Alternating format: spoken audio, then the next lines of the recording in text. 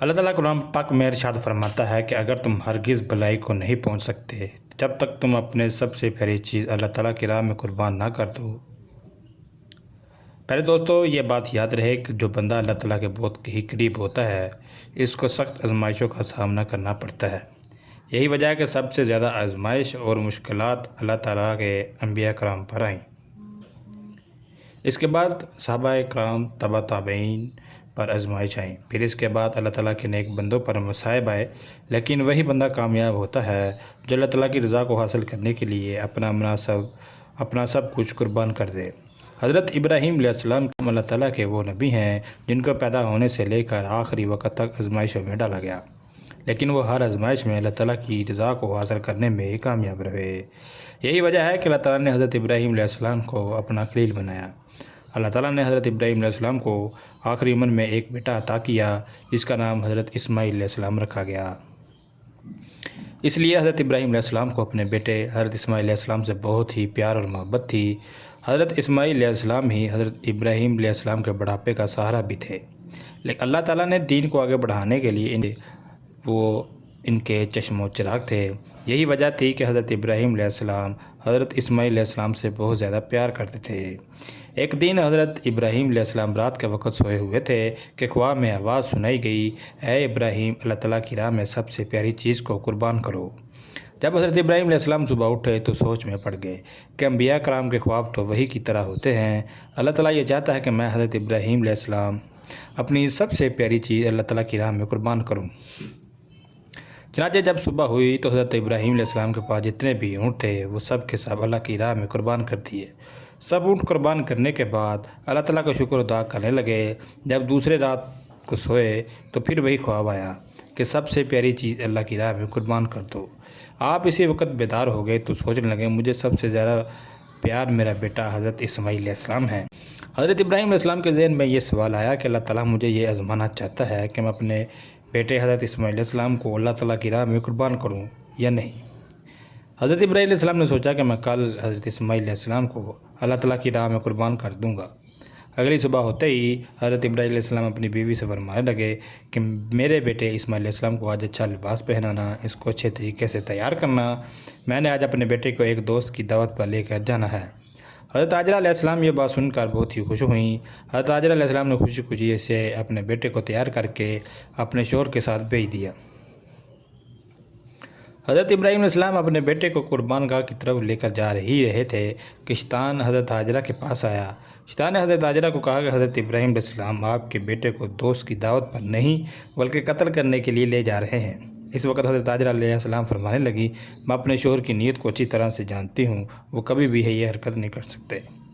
ہاجرہ کا جواب سن کر شیطان کہنے لگا کہ حضرت ابراہیم علیہ السلام نے اللہ تعالیٰ کی طرف سے یہ خواب دیکھا ہے کہ حضرت ابراہیم علیہ السلام اپنے بیٹے کو اللہ تعالیٰ کی راہ میں قربان کریں۔ حضرت ابراہیم علیہ السلام اللہ تعالیٰ کے حکم کی تعمیل کرنے کے لیے گئے ہیں۔ حضرت ہاجرہ نے شیطان سے کہا، اس سے اچھی بات اور کیا ہو سکتی ہے کہ میرا بیٹا اللہ تعالیٰ کی راہ میں قربان ہونے کے لیے جا رہا ہے۔ اگر میرے پاس ہزاروں بیٹے بھی ہوتے تو میں ان سب کو اللہ کی راہ میں قربان کر دیتی۔ اس طرح شیطان حضرت ہاجرہ کی بات سن کر مایوس ہو کر حضرت اسماعیل علیہ السلام کو بھٹکانے کے لیے چلا گیا۔ شیطان نے حضرت اسماعیل علیہ السلام کو کہا کہ تم کو معلوم ہے کہ تمہارا باپ تم کو اللہ کی راہ میں قربان کرنے کے لیے جا رہا ہے۔ شیطان کی بات سن کر حضرت اسماعیل علیہ السلام نے کہا، اگر مجھ کو اللہ تعالیٰ کی راہ میں قربان ہونا پڑے تو اس سے فخر والی بات کیا ہو سکتی ہے۔ اس طرح شیطان بھی حضرت اسماعیل علیہ السلام سے مایوس ہو کر حضرت ابراہیم علیہ السلام کے پاس آ گیا۔ شیطان حضرت ابراہیم علیہ السلام کو کہتا ہے کہ تم کو پتہ ہے کہ تم اپنا بیٹا اللہ کی راہ میں قربان کر رہے ہو، آپ کے بیٹے کی قربانی اللہ تعالیٰ قبول فرمائے گا کہ نہیں۔ شیطان کی بات سن کر حضرت ابراہیم علیہ السلام زمین سے ایک پتھر اٹھاتے ہیں اور شیطان کو لعنت بھیجتے ہوئے مارتے ہیں۔ جب حج اور عمرہ کے درمیان شیطان کو پتھر مارے جاتے ہیں، یہ حضرت ابراہیم علیہ السلام کی وہ سنت پوری کی جاتی ہے۔ اللہ تعالیٰ نے آج تک اس سنت کو زندہ رکھا ہے اور قیامت تک زندہ رکھے گا۔ اس طرح شیطان نے سب پر وار کیا لیکن وہ سب کی طرف سے نامراد ہو کر لوٹا۔ حضرت ابراہیم علیہ السلام اپنے بیٹے سے فرمانے لگے کہ جب میں تم کو اللہ کی راہ میں قربان کرنے لگا ہوں تاکہ وہ بات ظاہر ہو جائے کہ میں سب سے زیادہ محبت اللہ تعالیٰ سے ہی کرتا ہوں، میں اپنا سب کچھ اللہ تعالیٰ کی راہ پر قربان کر سکتا ہوں۔ حضرت ابراہیم علیہ السلام کی بات سن کر بیٹا بولا، ابا جان، اس سے فخر کی بات میرے لیے اور کیا ہو سکتی ہے کہ مجھے اللہ کی راہ میں قربان کیا جائے۔ حضرت اسماعیل علیہ السلام نے کہا کہ ابا جان، میں آپ کی میں آپ سے ایک عرض کرنا چاہتا ہوں کہ آپ بوڑھے ہیں، میں آپ سے حد سے زیادہ محبت کرتا ہوں۔ میں چاہتا ہوں کہ آپ اپنی آنکھیں پر پٹی باندھ لو، آپ سے مجھ کو قربان کرتے ہوئے برداشت نہیں ہوگا۔ اباجان آپ میرے ہاتھوں اور ٹانگوں کو کسی رسی سے باندھ دیں اور اللہ تعالیٰ کی رضا کے لیے مجھے قربان کر دیں۔ حضرت اسماعیل علیہ السلام کی بات سن کر حضرت ابراہیم علیہ السلام نے اپنے بیٹے کو گلے سے لگا لیا۔